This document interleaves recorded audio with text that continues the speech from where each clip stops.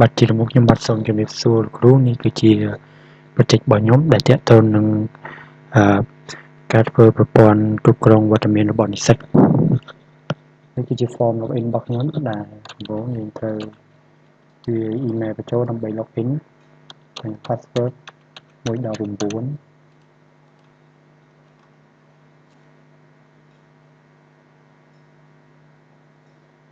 នៅពេលដែលវា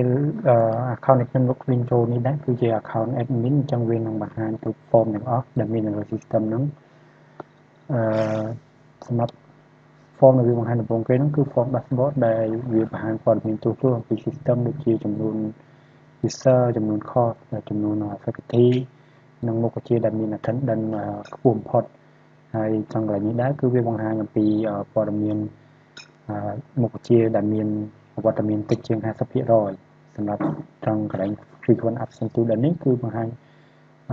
ចំពោះសិស្សដែលឈប់ញឹកញាប់ហើយនឹង faculty with lowest attendance នេះគឺជាកន្លែងបង្ហាញអំពី faculty ដែលមាន attendance rate ទាបបំផុតដល់មក form ទី2គឺជា form attendance overview ដែល form នេះដែរគឺជា form សម្រាប់ student ទេដែលគាត់សម្រាប់មើលព័ត៌មានសង្ខេបអំពីវត្តមានរបស់គាត់ដូចជាគាត់បាននៅក្នុងថ្នាក់មួយហ្នឹងគាត់បានឈប់ប្រមាណដង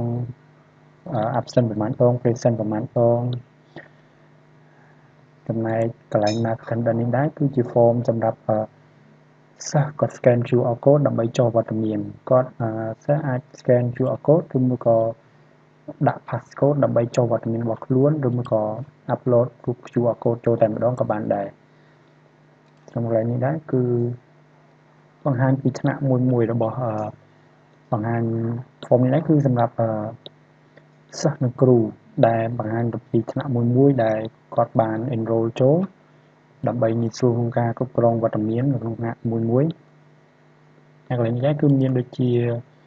course detail ព័ត៌មានថ្នាក់មានព័ត៌មានរបស់ថ្នាក់ attendance list គឺជាបញ្ជីវត្តមានសម្រាប់បញ្ជីវត្តមានដែរក៏បែងចែកជា3គឺ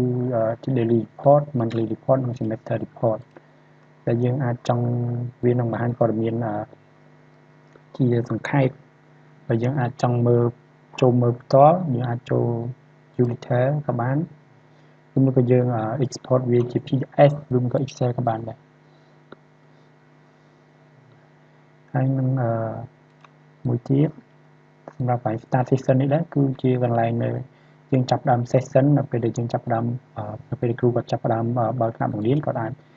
ចូលកន្លែងហ្នឹងហើយចុចលើប៊ូតុង start session ហ្នឹងទៅហើយកំណត់រយៈពេលផុតកំណត់នៃ QR code ហ្នឹងក៏មក confirm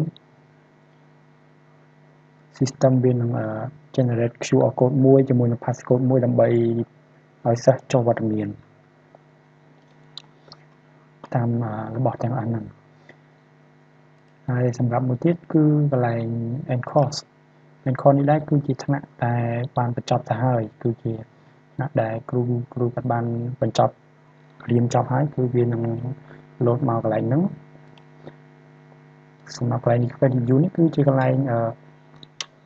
មើលការ request របស់សិស្សកន្លែងគ្រូសម្រាប់ review ការ request របស់សិស្សដូចជាការសុំច្បាប់ឬមួយការសុំចុះឈ្មោះចូលថ្នាក់ដែលគាត់បង្រៀនអញ្ចឹង send request គឺជាកន្លែងសម្រាប់ជា form សម្រាប់បំពេញការសុំច្បាប់ហើយ my request នេះដែរគឺជា form សម្រាប់